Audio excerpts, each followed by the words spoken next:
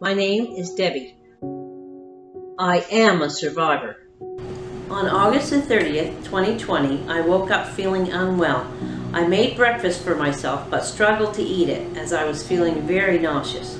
I began to sweat very heavily and knew that from my nursing training that something was definitely wrong. I called 911 and was rushed to the Halifax Infirmary. I had suffered a stroke. Debbie was diagnosed with a stroke affecting the left side of her brain. The stroke affected many aspects of Debbie's well-being. She initially developed slurred speech, facial weakness, and right-sided weakness that make completing everyday tasks difficult. Debbie also experienced lack of energy and post-stroke fatigue, which are very common post-stroke symptoms that negatively affected her day-to-day functioning. I was so afraid of what my life would look like after my stroke. Would I be able to dress and feed myself? Would I be able to live independently? Would I be able to drive again? Would I still be able to go camping with my grandchildren? Would I recognize the person I see in the mirror every day? I was afraid of what this new chapter in my life story would look like. It was a very stressful time for me and my family, and then a new fear emerged. I was going to have to spend a significant amount of time in a hospital setting in the midst of a global coronavirus pandemic. Last March, COVID came in with a bang. It meant patients, families, staff, physicians, all of us that work in healthcare had to retool how we did our work. The first phase was likely the hardest, I think, for all of us. It was a new virus, we knew very little about it, it was constantly changing. Every day we came to work, and even sometimes 2 or 3 times in a day, we had more information, we were constantly retooling and changing. Coronavirus may have limited my visitors, but I certainly didn't do this alone.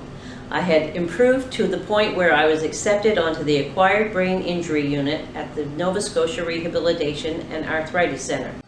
During her inpatient stays, she required comprehensive rehabilitation treatment in addition to ongoing pharmacological management for blood pressure and cholesterol, both of which are significant cardiovascular risk factors. She also started the lifelong blood thinning medication to reduce the likelihood of the future stroke. On our inpatient unit, patients really are the center of our team. All the patients who are admitted to our unit have experienced life-altering changes. We want to make sure that patients are going to be able to live their best lives going forward after they leave our unit. Being a former nurse, I was so impressed with the caring and skilled nurses on the inpatient stroke unit. Even in the middle of the night, they were there to listen to me, cry with me, and make me feel good about the progress I had made to that point. They helped me understand my new medication routine and really treated me like a person rather than as a patient. My physiotherapist helped me get back up on my feet and walking. It was difficult at first because of my fatigue, but each and every day got a little bit easier. I was able to progress slowly, at first using a wheelchair, then a walker, and now I can walk unassisted using a cane. Occupational therapists gave me some great information on how to manage my day and to plan for rest periods. They taught me to move myself from bed to chair or bed to standing so I can do it independently. Thanks to OT, my fine motor skills are improving every day, and I'm even back in the kitchen safely. Recreation therapy was very important to me. They showed me that I could still do the things that I love to do, like knitting and reading. Being able to connect with fellow survivors in rec therapy programs really reminded me that many other people were facing the same struggles that I do. The social workers were there to talk whenever I needed them.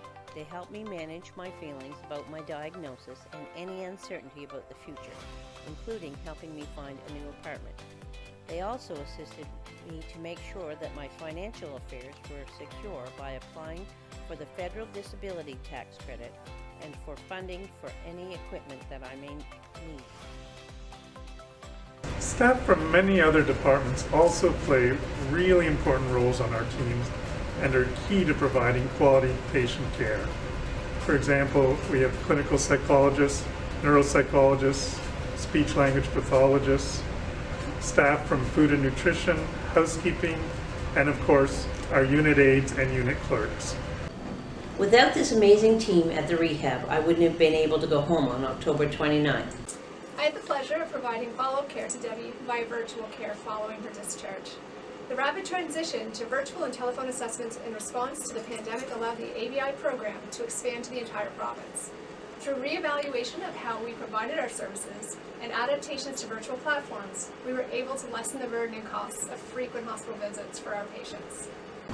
Let me leave you with a few pieces of advice. Live every day as if it was your last, and take time to enjoy it. Take it from me, your life can change in an instant. Talk to your doctor about your numbers like blood pressure, weight, and waist circumference. Have your doctor order blood tests that reveal your blood sugar and cholesterol levels. And be your own best advocate. If you don't understand something about your health situation, ask for help. Talk to your primary care provider and ask for information in basic and easy, understandable terms. If you think something is seriously wrong, call 911. Quick access to medical professionals can make a huge difference in what happens to you. The Wear Red campaign is important to me because it gives me a voice. It helps me to tell my story so that it won't change what happened to me, but it might change what happens for somebody else. It might make somebody else be more aware of what's going on with their body and be able to get help sooner than I did. My name is Debbie, and I am a stroke survivor. On February 13th, will you join me and the amazing people at the Nova Scotia Rehabilitation and Arthritis Centre and wear red because Her heart matters. my heart